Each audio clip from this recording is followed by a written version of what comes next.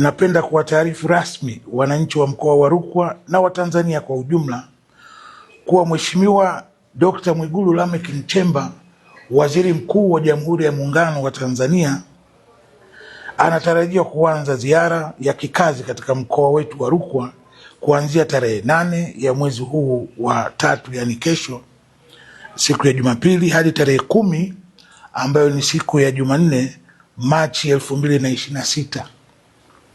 Katika ziara hiyo, Mheshimiwa Waziri Mkuu atatembelea na kukagua utekelezaji wa ilani ya uchaguzi pamoja na kuzungumza na wananchi wa mkoa wa Rukwa kwa njia ya mikutano ya hadhara.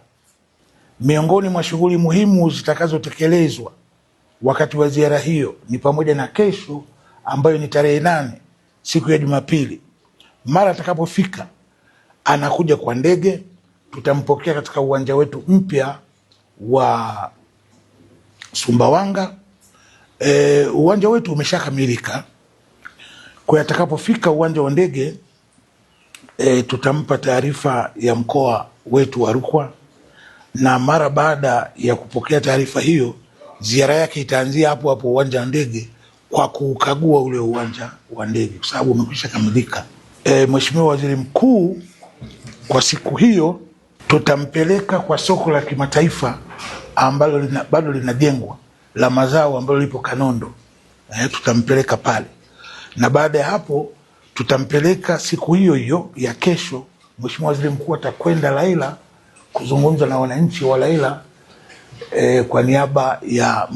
kwa niaba ya wengine ambao watakuwepo na wasiokuwepo, lakini utakuwa ni mkutano wa hadhara kesho Laila. Tarehe 9, kesho kutwa, Mheshimiwa Waziri Mkuu atakwenda asubuhi wilaya ya Nkasi kuweka jiwe la msingi katika ujenzi wa shule ya amali ya mkoa wa Rukwa iliyopo na Manyere wilayani Nkasi, pamoja na kufanya mkutano wa hadhara na wananchi wa Nkasi katika mji wa Namanyere. Atafanya mkutano pale wa hadhara. Napenda kutumia fursa hii kuwaomba wananchi wote wa mkoa wa Rukwa, wakiwemo viongozi wa dini, viongozi wa kimila, viongozi wa siasa, sekta binafsi na taasisi binafsi, pamoja na wadau wote wa maendeleo kujitokeza kwa wingi katika ziara hii ili kumsikiliza kiongozi wetu mpendwa Dr. Mwigulu Lameck Nchemba, Waziri Mkuu wa Jamhuri ya Muungano wa Tanzania.